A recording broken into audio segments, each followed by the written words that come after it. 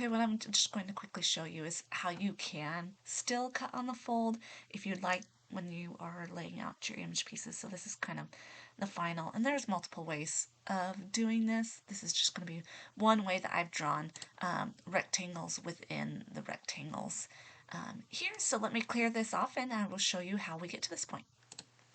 Okay, so the very first thing I'm going to do to prepare to just show that I can cut on the fold is I'm going to go over and get the rectangle tool here, and I'm just going to draw. I have this piece here that I want to cut in the fold. I'm going to draw a rectangle, and it's going to be filled. To fix that, I'm just going to come over to my fill and stroke, and I'm going to put that it's not going to be filled. I just push the X on that under the fill. And you can change the stroke style. I have it as a dashed line to just show I'm going to be folding this as well. You can also change which color that you want. That's all in the fill and stroke menu that is on the right hand side. Okay, and then I'm going to minimize that. So we're going to come back to my rectangle. I'm going to change to my arrow selection tool again. And what I'm going to do is I just want to make this rectangle line up with the fold line. So I'm going to drag that arrow in right over the fold line there. And since I will be folding the material, you can leave it on, you can leave the rectangle on the left-hand side, or you can put it on the right-hand side. Just make sure that you have an equal amount of room on either side for when you're folding. You can even duplicate that rectangle and bring it over and say, oh, okay, when I fold that right there, that's what's going to be folded with the line in the middle sandwiched there. And that's where I'm going to fold the fabric.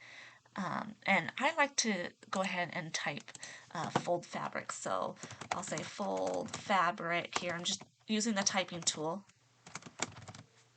Okay, and I'm going to select that and use the rotate arrow.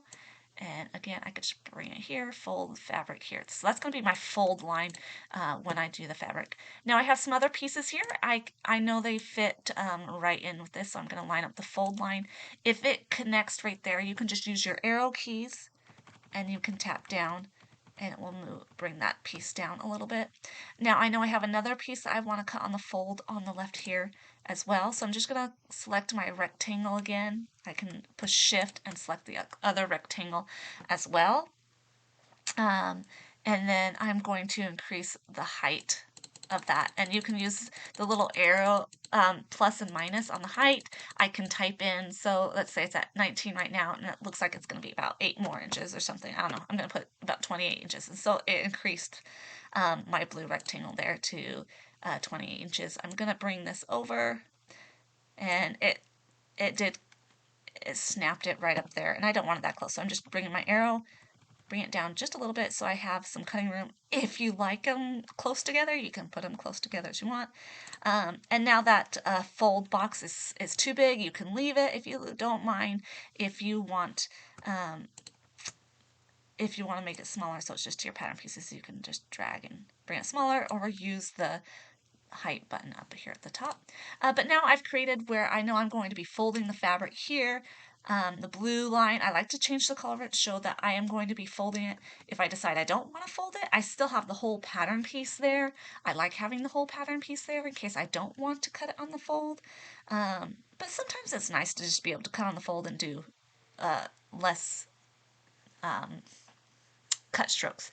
Now I would also maybe create a fold box for the right side over here as well. And you want to line up that box with the fold line. It looks like I have it a little bit too wide, so I can decrease the width and line it up with the fold line again here. Use my arrows to adjust it until you see that line disappear. See if I go over a little bit, I'm going to show you. It kind of disappears right there in the middle. You know, it's right there. See, when I go back, it kind of disappears. That's when you know they're right on top of each other.